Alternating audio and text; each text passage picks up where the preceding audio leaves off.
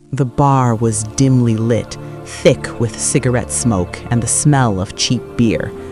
Amara sat hunched over a glass of whiskey, her third, trying to drown the memory of water being thrown at her like she was garbage. "Is that her?" a familiar voice whispered loudly from across the room.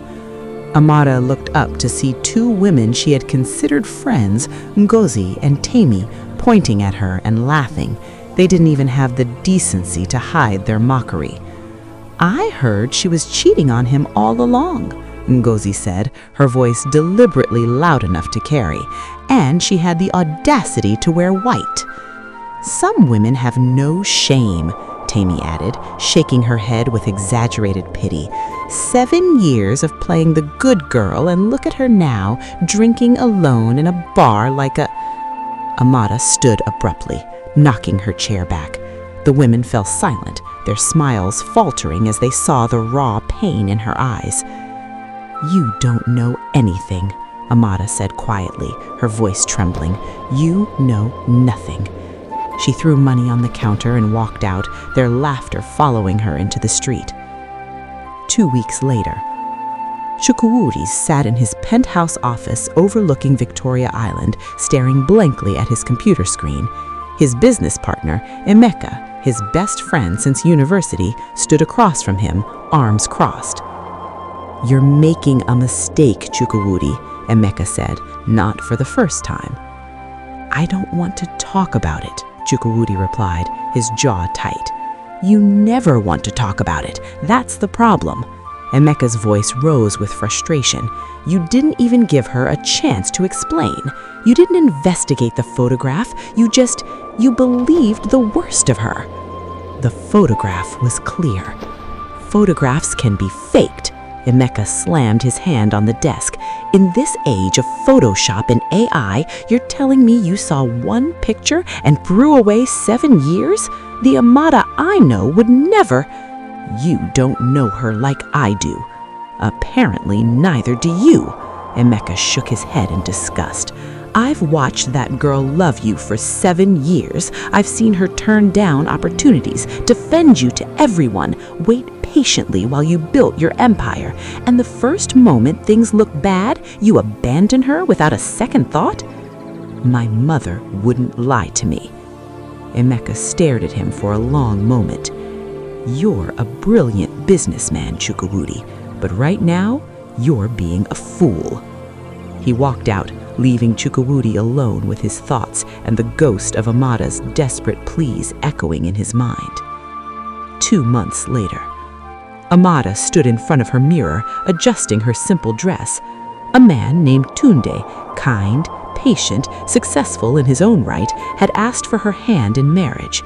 He was a petroleum engineer who had recently returned from Port Harcourt, and he pursued her with a gentleness that soothed her wounded heart. But before she could accept, there was something she had to do. She found Chukwudi at his favorite cafe in Lekki, the place where they used to meet when they were still in university, when everything was simple and love felt eternal. He looked up from his laptop, surprise and something else, pain perhaps, flashing across his face. "Amara." She sat down across from him, her voice steady now, strengthened by 2 months of tears and healing. "I'm not here to beg. Someone has asked me to marry him." She watched his jaw clench, his hands grip his coffee cup tighter. "I wanted to hear from you before I give him an answer. I wanted to know if you've had any rethinking, because despite everything, Chukwudi, I still love you. I probably always will." The silence stretched between them, heavy with unspoken words and missed chances. Finally, Chukwudi spoke, his voice cold. "Go ahead and marry him. Marry whoever wants you." The words were like a final nail in a coffin. Amara nodded slowly, stood up, and looked at him one last time. "Goodbye, Chukwudi. I hope you find what you're looking for." She walked away, and this time she didn't look back. 2 weeks later, Amara married Tunde in a small, intimate ceremony, nothing like the grand wedding that never was. Her mother cried tears of joy this time, grateful that her daughter had found a man who believed in her.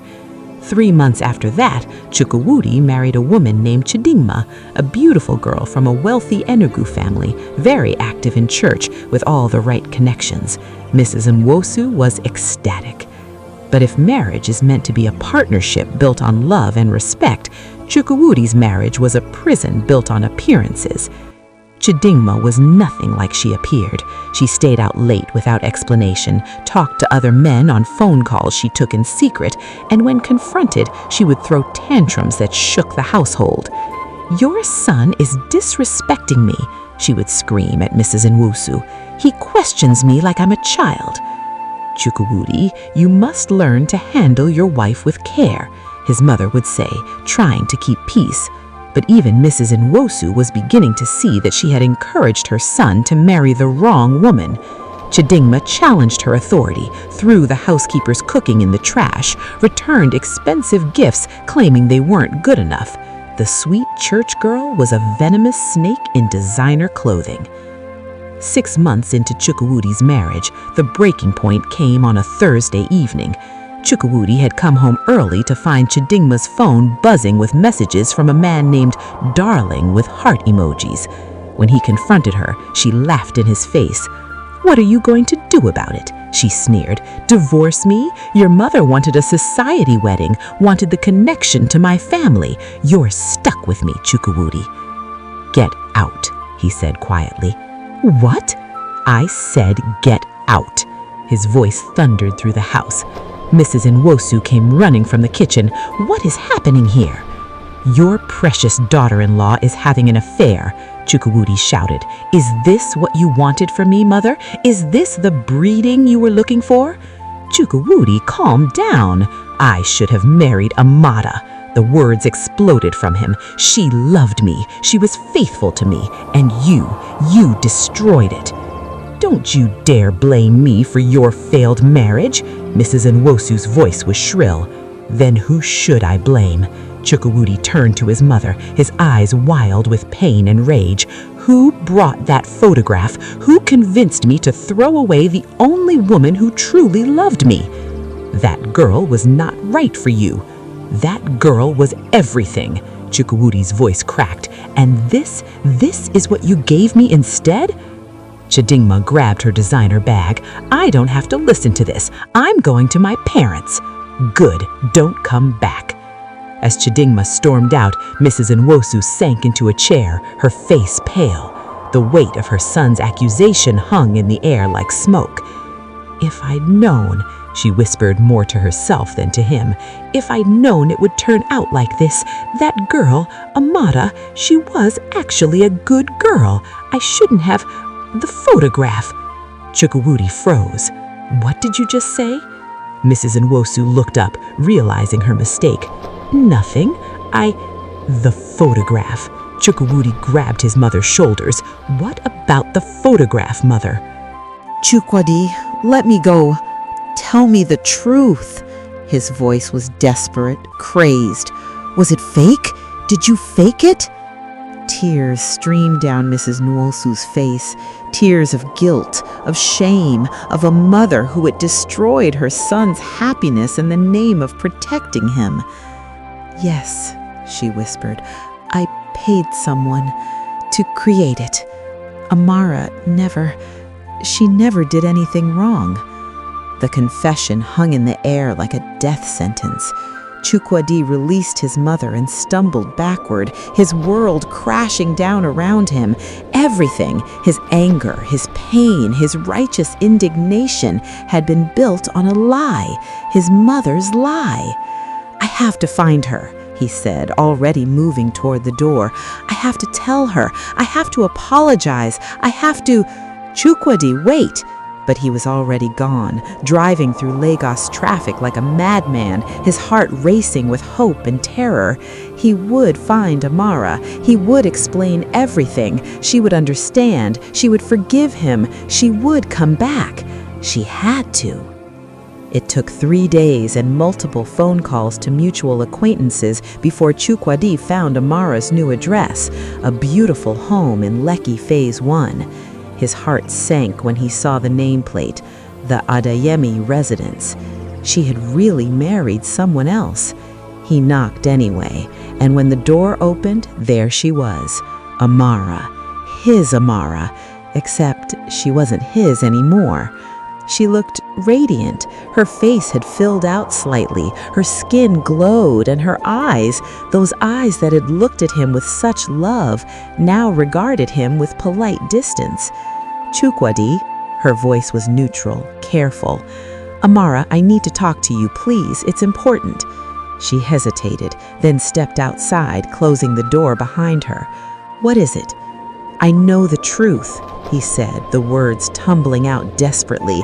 "My mother confessed. She faked the photograph. You were innocent. You were always innocent, and I'm so sorry. Amara, I'm so sorry." He watched her face, waiting for the forgiveness, the joy, the reunion he had imagined. Instead, she simply nodded. "I know," she said quietly. "You know?" "I always knew I was innocent, Chukwudi. The question is, why didn't you?" The simple question cut deeper than any accusation. "I was hurt. I was confused. You didn't trust me." Her voice was soft but firm. 7 years, and when it mattered most, you chose to believe a photograph over the woman who loved you, over the woman who waited for you, over the woman who had never given you a single reason to doubt her. I know I failed you, but please, Amara, come back to me. We can start over. I'm married, Chukwudi." The words stopped him cold. "And I'm pregnant," she continued, her hand moving instinctively to her barely visible bump, 2 months along. Chukwudi felt the world tilt beneath his feet. He had lost her, truly, completely lost her. "Please," he whispered, tears streaming down his face. "Please, Amara, I love you. I've always loved you." "If you had loved me, you would have trusted me." Her eyes glistened, but her voice remained steady. "Tunde, my husband, he heard all the rumors about me. He heard about the photograph, about the scandal. And you know what he did? He asked me for my side of the story. He listened to me. He believed me. That's what love does. It trusts. It protects. It defends. I can change. It's too late." She placed her hand on his arm, a gesture of finality rather than comfort. "I've found a man who knows my worth, who values me, who trusts me. I'm happy now, truly happy. And I'm sorry, but that happiness doesn't include you anymore." She turned to go back inside, then paused. "I forgive you, Chukwudi. I forgive you for not believing me, for not fighting for me, for choosing your hurt over our love. But forgiveness doesn't mean reconciliation. Some doors, once closed, can never be opened again." She went inside, and Chukwudi stood on the doorstep, the ghost of what might have been haunting him.